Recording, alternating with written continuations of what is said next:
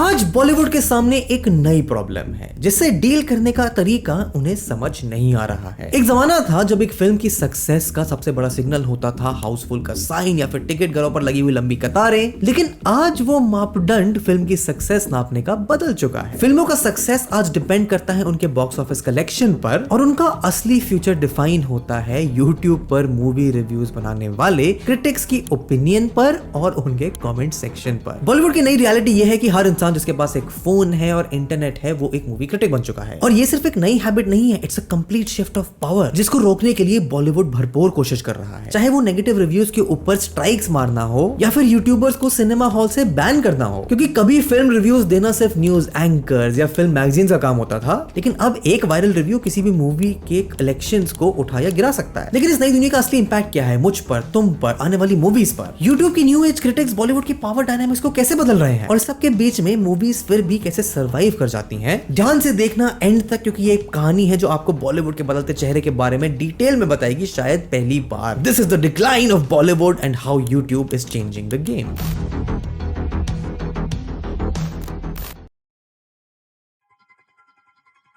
इस बदलते सिनेरियो का सबसे बड़ा जिम्मेदार है the role of film critics, जो आज चेंज हो गया। क्योंकि पहले एक फिल्म का फेट सिर्फ क्रिटिक्स के हाथ में होता था। फिल्म फेयर और स्टारडस्ट जैसी मैगजीन्स के क्रिटिक्स या फिर टीवी पर मूवी रिव्यूज देने वाले एंकर्स ये डिसाइड करते थे कि मैं और तुम सिनेमा हॉल में जाके कौन सी मूवी देखेंगे। लेकिन यूट्यूब ने ये मोनोपोली तोड़ दी। आज यूट्यूब पर ऐसे बहुत सारे चैनल्स हैं जो मूवीज के डिटेल एनालिसिस और रिव्यूज देते हैं। मेरे ही कुछ यूट्यूबर दोस्त हैं जिन्होंने अपना पूरा जीवन इस चीज को डेडिकेट कर रखा है कि तुम्हें सिर्फ अच्छी कहानियां देखने को मिले। ये तो तुम ही मुझे कमेंट में बता दोगे तुम किस यूट्यूब रिव्यूअर को ट्रस्ट करते हो। लेकिन इतने सारे रिव्यूअर जो किसी मूवी के बारे में तुम्हें अपना जेन्युइन रिव्यू ओपिनियन बताते हैं, उनकी वजह से पहले की ऑडियंस जो रिव्यूज को सिर्फ कंज्यूम करती थी, मूवी के बारे में किसी और की बात को विजिबली ट्रस्ट कर देती थी, आज वो उन्हें क्वेश्चन भी कर पा रही है। आलम यह है कि जब रिव्यूअर्स को खरीदने के चर्चे सामने आते हैं तो ऑडियंस प्रोडक्शन हाउसेस से ही बुरा मान जाती है। 2023 में पठान की रिलीज के दौरान एलिगेशंस उठे कि वन इंप्रेशन ने 1 से 2 लाख रुपए के पेड रिव्यूज के लिए इन्फ्लुएंसर्स को अप्रोच करा है। ये इंसिडेंट्स ऑडियंस के ट्रस्ट को शेक तो करते हैं, लेकिन वही ऑडियंस ओपनली बैकलैश भी देती है। एंड ये शिफ्ट सिर्फ एक नए मीडियम का राइज नहीं है, बल्कि एक नए अकाउंटेबिलिटी सिस्टम की शुरुआत भी है, जहां ऑडियंस के ट्रस्ट और क्रिएटर की इंटेग्रिटी की सबसे ज्यादा वैल्यू होती है। एंड इसका बेस्ट पार्ट यह है कि ओवर द लॉन्ग टर्म सिर्फ वही क्रिटिक्स सर्वाइव कर पा रहे हैं जो ऑडियंस के इस ट्रस्ट को ब्रेक नहीं करते।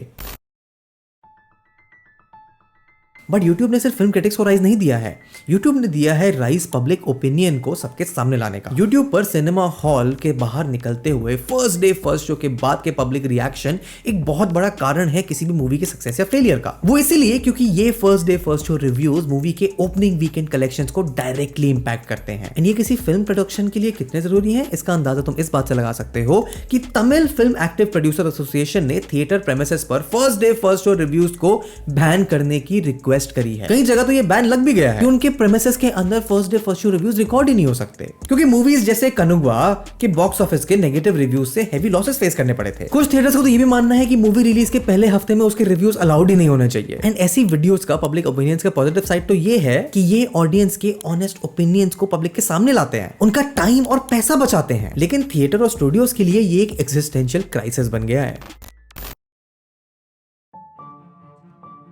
इस परेशानी और बढ़ते सबब का एक कारण यह भी है कि पहले कुछ ही तबका था ऑडियंस का जो इन रिव्यूज पर रिलाई भी करता था। तुम्हें शायद याद हो कि तुम सिनेमा हॉल जाकर डिसाइड करते थे कि आज कौन सी मूवी देखने आती है, या फिर अगर कोई मूवी के लिए तुम बहुत हाइप थे तो वो तुम देखने जाते थे। लेकिन आज सब रिव्यूज कंज्यूम करते हैं, क्योंकि आज यूट्यूब की रिलायबल वॉइसेस ऑडियंस के लिए एक ट्रस्ट फैक्टर बन चुका है। इसके कुछ एग्जांपल्स भी है, जैसे सड़क 2 एक glossy promotional campaign star studded cast होने के बावजूद उसके यूट्यूब ट्रेलर पर 13 मिलियन डिसलाइक के साथ एक हिस्टोरिक डिजास्टर बन गया था। ये बैकलैश ऑडियंस के डिसकंटेंट का एक डायरेक्ट सिग्नल था, जिसने फिल्म के लाइफ टाइम कलेक्शन सिर्फ 1.5 करोड़ तक सीमित कर दिए थे। सिमिलरली लाइगढ़ को विजय देवरकोंडा का बॉलीवुड डेब्यू की हाइप के साथ लॉन्च किया गया था, लेकिन यूट्यूब रिव्यूअर्स की स्केदिंग कमेंट्स और मीम कल्चर ने फिल्म की क्रेडिबिलिटी को कोलैप्स कर दिया। एंड इसका रिजल्ट क्या हुआ कि फिल्म एक बॉक्स ऑफिस डिजास्टर बन गई। इसका सिंपल सा रीजन ये है कि यूट्यूब के क्रिएटर सिर्फ एक रिव्यू नहीं बल्कि एक कल्चरल इंपैक्ट का कारण बन गए, जो फिल्म मेकर्स को कंटेंट क्वालिटी और स्टोरी टेलिंग को इंप्रूव करने पर मजबूर करते हैं। इंडस्ट्री को समझने के लिए तुम्हें बताते हैं कहानी उन फिल्मों की जो अपनी कंटेंट क्वालिटी की वजह से और इन यूट्यूब रिव्यूअर्स की वजह से एक्चुअली सर्वाइव नहीं थ्राइव कर पाई। इनका सबसे बड़ा एग्जांपल ये है कि छोटी कंटेंट ड्रिवन मूवीज जैसे तुम बात और अंधाधुन अपना एक ऑर्गेनिक ऑडियंस बेस बनाती जा रही हैं जो पॉजिटिव रिव्यूज के थ्रू एम्पलीफाई होती हैं। जैसे तुम बात के केस में लिमिटेड स्क्रीन्स के बावजूद यूट्यूब क्रिएटर्स ने फिल्म की स्टोरी टेलिंग विजुअल्स को हाईलाइट किया जो 13 करोड़ के बजट में 65 करोड़ कमा गई, एक इंडी सक्सेस स्टोरी बनी। या फिर कंतारा, एक रीजनल कन्नड़ा फिल्म होने के बावजूद कंतारा को यूट्यूब और सोशल मीडिया पर वायरल प्रेज मिला। ये ऑर्गेनिक प्रेज फिल्म को 16 करोड़ के बजट के साथ 400 करोड़ के कलेक्शन तक ले गया। या फिर द केरला स्टोरी जिसने अपनी कंट्रोवर्सीज के बावजूद अपनी ग्रिपिंग नैरेटिव और यूट्यूब रिव्यूज के जरिए पैन इंडिया पॉपुलैरिटी गेन करी, 250 करोड़ की अर्निंग्स तक पहुंची। या फिर मूवी स्त्री जो एक एक्सपेरिमेंटल हॉरर कॉमेडी फिल्म थी, अपनी स्टोरी टेलिंग और ह्यूमर की वजह से 20 करोड़ के बजट में 180 करोड़ की वर्ल्ड वाइड सक्सेस अचीव करी, आज एक सिनेमैटिक यूनिवर्स को जन्म दिया और सोशल मीडिया पर बनी मीम्स, मूवी रिव्यूज ने इस फिल्म को एम्पलीफाई किया। या फिर Rocketry, the Nambi effect, R Madhavan का डेब्यू डायरेक्टोरियल, एक ट्रू स्टोरी होने के बावजूद वर्ड ऑफ माउथ और यूट्यूब पर की गई प्रेज की वजह से 50 करोड़ की स्लीपर हिट बन गई। ऐसे बहुत सारे और एग्जांपल्स हैं जो इस बात को साबित करते हैं कि हाई क्वालिटी स्टोरी टेलिंग और ऑथेंटिक थीम्स को वर्ड ऑफ माउथ और यूट्यूब पर करी हुई पब्लिसिटी की वजह से बहुत फायदा मिलता है, जो कि एक लॉयल ऑडियंस बिल्ड करती है और लॉन्ग टर्म सक्सेस इंश्योर करती है। फिल्म मेकर्स को समझना होगा कि अब सर्वाइवल सिर्फ कंटेंट के थ्रू पॉसिबल है, क्योंकि यूट्यूब एक एम्पलीफायर बन गया है जो क्वालिटी फिल्म्स को ऊपर उठाता है और वीक कंटेंट को एक्सपोज करता है।